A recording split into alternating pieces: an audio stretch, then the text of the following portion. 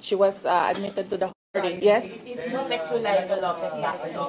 Yes. And discharge siya ng mga doctors with, ulitin ko. Si Yusek Zulaika Lopez, nag-indefinite leave siya after nung sa veterans hospital admission niya. Umuwi siya Davao and then hospitalized siya doon.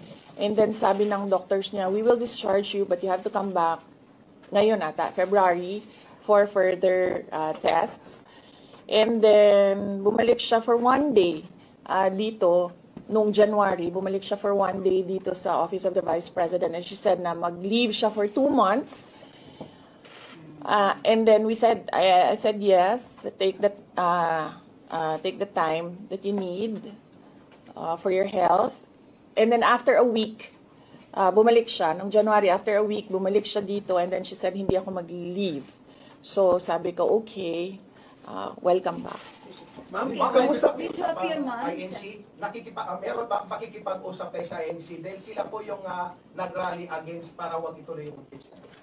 Hindi pa po kami nagkausap ng INC, sir. Pero nagpapasalamat po ako sa INC at sa buong sambayanan sa kanilang pananawagan ng kapayapaan. Ma'am, kamusta po ang staff ng numbers in Senate? Nagtanong ka na, sir? Dapat, sir. You think you have the numbers in the Senate to be acquitted? Hindi ko masabi yan ngayon, sir. Wala pa kami dyan. Ma'am, Nagtanong ka na, ma'am. Wala pa. Ma'am, would you consider former President Duterte to be your lead defense? He will, maybe if he wants to, he can be part of the defense team. But because of his age, and because of rigorous preparations in an impeachment case, baka sabihin ko sa kanya na wag na lang siyang mag-lead dahil medyo may edad na si former President Rodrigo Duterte. He's already 80 years old this year. Ma'am, kamusta po ang staff ng OPP after they heard about the impeachment po, ma'am? Ano po naramdaman po nila na when you were impeached by the House? Ano po naramdaman ng staff ng OPP in general? Are they sad? Are they worried po ba, ma'am? Hindi ko alam nila na pinagtatawanan lang nila ako dito sa gilid kasi hindi daw ako sumunod. Sabi, basahin lang daw talaga ito. Ma'am, you will appear sa impeachment court, ma'am, if ever. Ha? Will you appear? Okay. Kung pwede namang hindi, and I understand, pwede naman. Hindi na. Oo. Kasi baka ma-intimidate lang sila lahat sa presence ko doon. May mga plano po ba kayo para itulak ang pag-audit, lalo na po sa mga kongresista natin na ginagamit ang pera o pondo ng gobyerno para sa black propaganda against you? Hindi ko na muna sagutin yung tanong na yan ngayon, ma'am. Doon muna tayo sa God Save the Philippines. So ma'am, will you dissuade or encourage your supporters in case they would go sa street to rally? Sa panahon ngayon, ma'am, na sobrang mahal ng presyo ng mga bilihin, lalong-lalo na ng pagkain, sasabihin ko sa mga supporters sa taong bayan na unahin muna nila ang trabaho and negosyo nila kesa sa mag-rally sila sa mga daan. Dahil marami o lahat tayo breadwinners. So, merong mga bata or merong mga kapamilya na nagdidepende sa atin. At tayo naman ang social media capital ng buong mundo. Kung gusto talaga nilang magsalita at tumulong, doon na lang sila sa social media kung saan nakakatrabaho pa rin sila. Pero nagagawa nila kung ano yung nararamdaman nila na gusto nilang gawin. At yun ay magsalita at marinig sila ng taong bayan at ng mundo. Sabi ninyo, hindi nyo pa masabi if you have enough numbers in the Senate for an acquittal. Are you not confident that you have enough allies to avoid a conviction in the Senate acting as an impeachment court? Hindi ko pa naisip yan, sir. I've not counted numbers of votes in the Senate, so we are not there yet. We are still, the legal team is still in the preparation of the defense and what we will do moving forward. Ma'am, do you feel betrayed? Maraming mga congressmen from Mindanao voted yes. 70%. Sorry, Frank. I mean, Ah, do you feel ang daming Do I taga-Mindanao? feel betrayed? How do you feel ang daming taga-Mindanao na Actu- congressmen? Actually, ma'am, wala akong feelings. Wala akong feelings about it. Kasi, kung napapansin nyo, wala naman kasi talaga akong barkada na politiko. I don't join their circles. But we are friends. Yes. But kung ninong at ninang lang ng mga anak, walang ninong at ninang na politiko ang mga anak ko. Oo. Maliban kay Stonefish, dahil nandoon si former President Erap Estrada. So, I don't move in the circle of politicians. Kaibigan, yes. But to say that meron akong close relationship, personal relationship with them, wala naman. Kaya siguro, ganyan din siguro kadali sa kanila ang magdesisyon about the impeachment. Kasi wala naman talagang something that is worthwhile sa aming pagiging magkaibigan. Last question. Ma'am, last on impeachment. Nagkaroon po ba kayo ng prior information na may impeach kayo sa House under last session day? Or may nag-PM ba sa inyo? Naka-receive po ba kayo or may nag-tip sa inyo? Yes. Oo. Si JC. Si JC. Hindi siya natulog. Sabi ko sa kanya, matulog ka na, JC, kasi ang mangyayari ay mangyayari kay sera-sera. Diba? Ma'am, comment nyo lang po, ma'am. Alam ko matagal na ito, but the QC Prosecutor's Office ibinasura yung patong-patong na kaso against you. Yes. What was your initial reaction about that? And second po, any updates sa security details natin, ma'am? Tuloy po ba yung pag-hire po natin ng private security? Hindi ko nasasagutin yan, ha? Dun lang tayo sa God Save the Philippines. Ma'am, Okay. last na lang po ma'am on my end. Ma'am, you said God save the Philippines.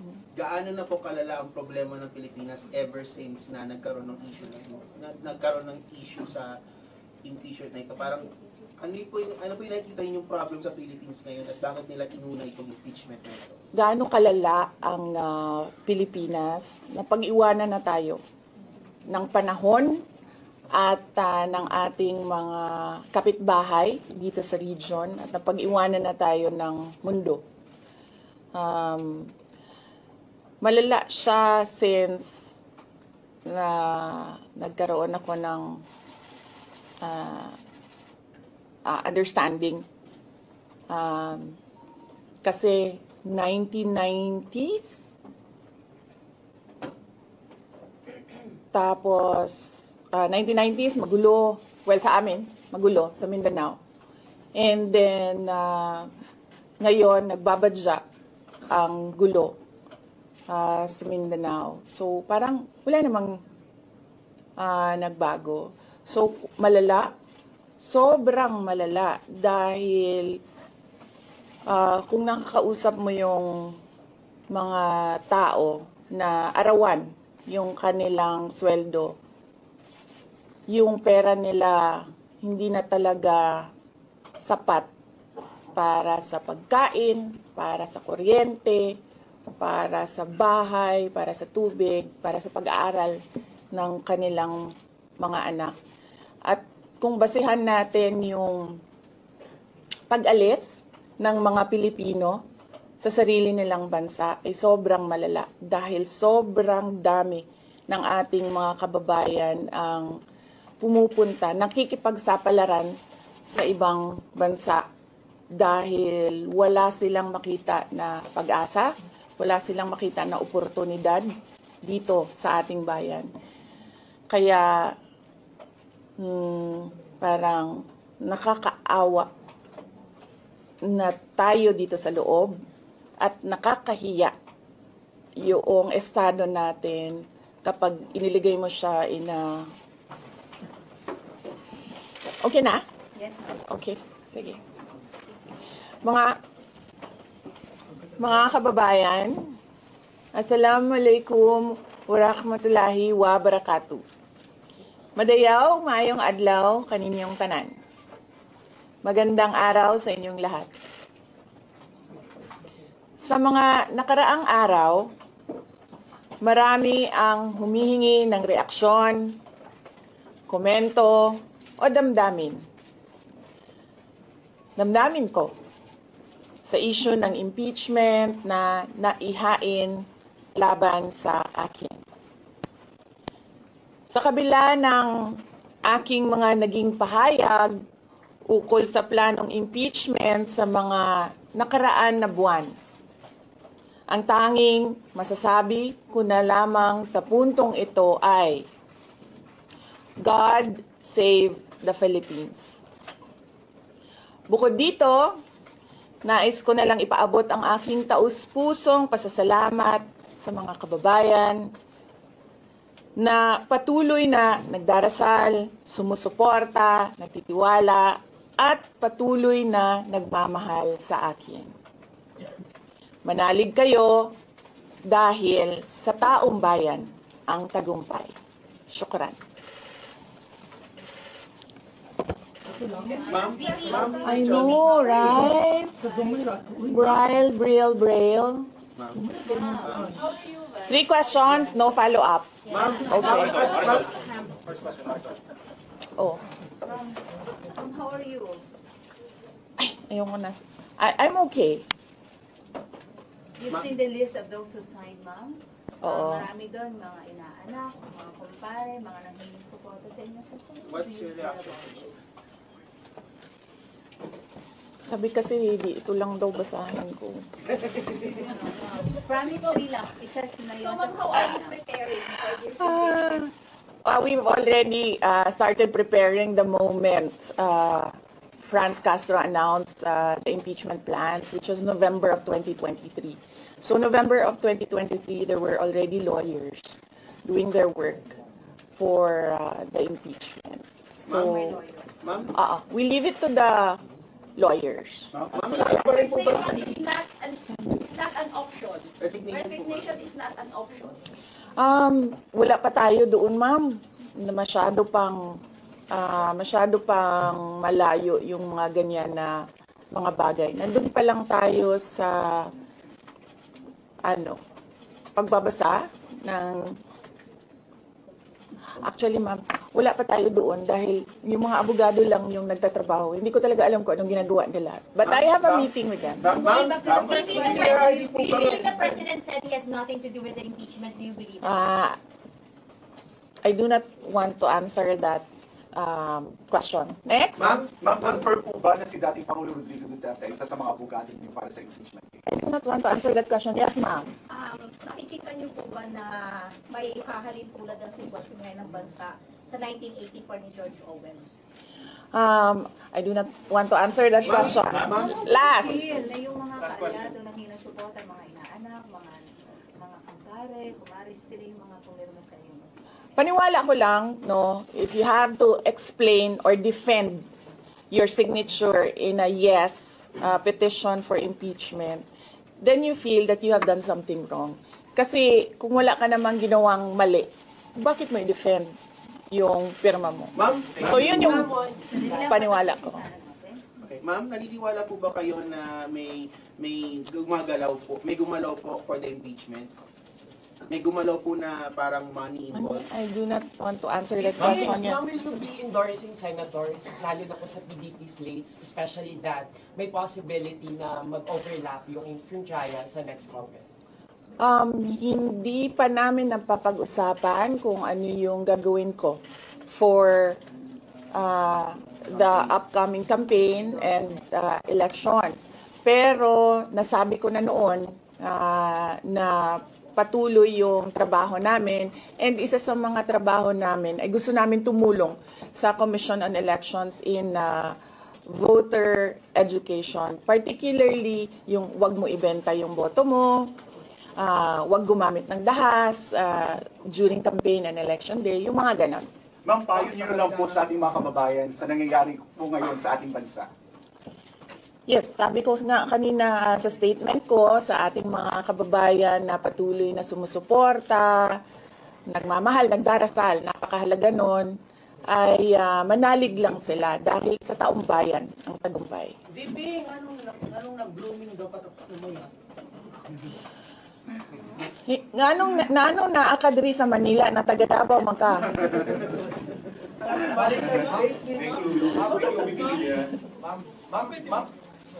Yes sir. Ma'am, sabi niyo po late last year pa lang nagpe-prepare na kayo para dito.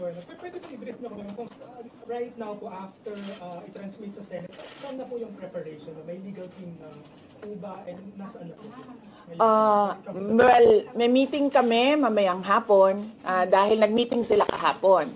Hindi ako sumali. So merong briefing, legal briefing mamaya ang mga lawyers. So I will know more this afternoon. Can you name some of the prominent members of your legal team? Pakikita nyo na yan pagpasok nila ng kanilang entry of appearance. Ma'am, tuloy po ang trabaho kahit may pinaghahandaan po kayo impeachment. Yes sir, opo. Kakatapos lang po ng planning conference ng Office of the Vice President. So we did it last Tuesday, Wednesday, and Thursday para po sa 2025 and 2026. Ma'am, for 2025, may mga maapektuhan ba na programs ng OVP?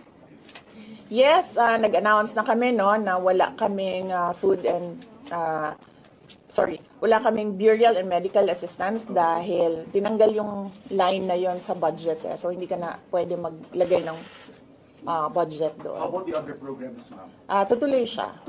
How confident are you that you won't be convicted in the impeachment court? Wala pa tayo. Masyadong pang malayo yan, ma'am. Wala pa tayo.